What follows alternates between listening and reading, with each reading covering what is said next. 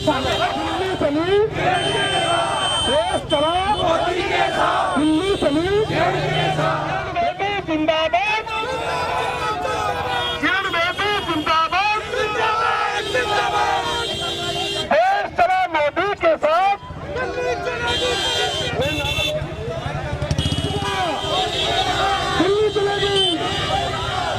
चला।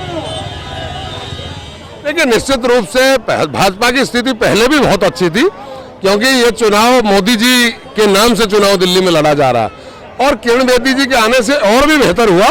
और आज पूरी दिल्ली में देश जो है मोदी जी के साथ चला था और दिल्ली किरण बेदी जी के साथ चलेगी। निश्चित रूप से दिल्ली में भारतीय जनता पार्टी कम से कम 60 सीट लेकर इस चुनाव में जीत के आएगी और भारी बहुमत से सरकार बनाएगी। दिल्ली में 60% आबादी जो है अनऑथराइज कॉलोनीज में रहती है, उनके लिए क्या प्राथमिकता रहेंगी आपकी सरकार की? देखिए, सबसे पहले तो हमारी मोदी जी की सरकार ने जो काम 15 वर्षों में कांग्रेस की सरकार ने किया नहीं, इन लोगों के साथ बड़ा खिलवाड़ किया। कॉलोनी पास कर रहे हैं, कभी प्रोविजनल सर्टिफिकेट दे देते थे, कभी कुछ कर देते थे। 1639 की लिस्ट चली थी, 1210 की जारी की, 1210 में से फिर 895 कर दी, 895 में से फिर 312 कर दी। मोदी जी ने एक ही झटके में 1 जून 2014 तक तमाम कॉलोनियों को पास करने का काम किया। ऐसे ही पानी का मुद्दा था, हमारी द्वारका और आसपास का क्षेत्र पूरा पानी से बड़ा त्रस्त है। 15 वर्ष तक जो सरकार यहाँ पर पानी नहीं लेकर आ पाई, अभी हमारे 4 महीने हरियाणा की सरकार को हुए भी नहीं। इधर केंद्र में हमारी सरकार आई, उधर हरियाणा में हमारी सरकार आई, और आज आप समझेंगे कि दिल्ली की पानी की समस्या का समाधान हमारी सरकार ने किया। हरियाणा ने मुनुक नहर में पानी छोड़ दिया है।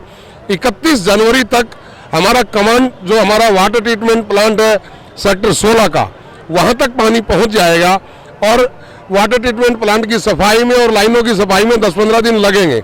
लेकिन हम दावे के साथ ये कहते हैं कि अगले 15-20 फरवरी तक ये पूरा क्षेत्र टैंकर मुक्त होगा और द्वारका में हर सोसाइटी में, हर डीडीए पॉकेट में पानी डायरेक्ट जाएगा।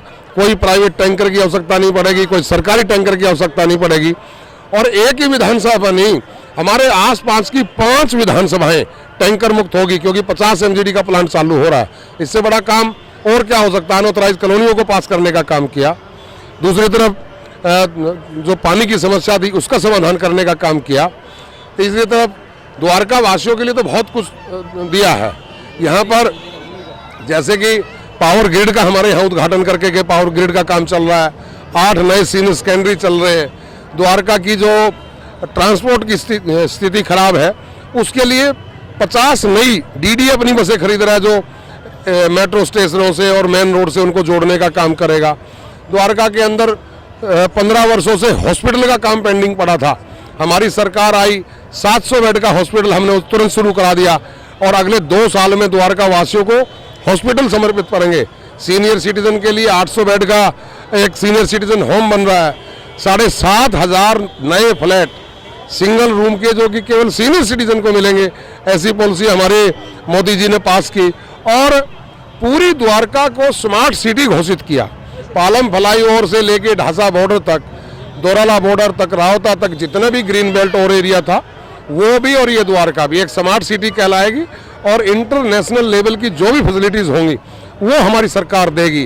बिजली के ऊपर लगातार मोदी जी ने ऐलान कर दिया है कि अगले 4 साल में दिल्ली को इन्वर्टर और जनरेटर से मुक्त कर देंगे। 24 आवर्स दिल्ली में लाइट रहेगी। रेट कम करने के लिए LED के रेट आधे कर दिए। 10 रुपये के महीने पर एक बल्ब जो है, जो 142 का मिलेगा, 10 रुपये की किस्तों पर देंगे। 60% तो बिल उसी से कम होना है। उसके साथ साथ बिजली कंपनियों का कंपटीशन होगा। एक कंपनी नहीं, अब कई कंपनियां बिजली सप्लाई करेंगी, जो अच्छी देगा, 24 घंटे देगा, बेहतरीन देगा, अच्छी सर्विस देगा। और जब कंपटीशन होगा तो रेट भी कम होंगे। ये सारा सरकार हमारी मोदी जी ने काम किया है। अब निश्चित रूप से दिल्ली में हमारी विजय होगी। दिल्ली का एक CM रिश्वतखोरी के लिए लोगों को उकसा रहा है, इस बारे में आप क्या कहेंगे? देखिए, केजरीवाल साहब का स्टार्टिंग से ही ये रवैया रहा है। हिंदुस्तान में सबसे झूठा आदमी अगर कोई है तो वो मिस्टर केजरीवाल है। जनता को गुमराह करना, जनता को गलत राय देना, ऐसे व्यक्ति के खिलाफ मुकदमा दर्ज होना चाहिए।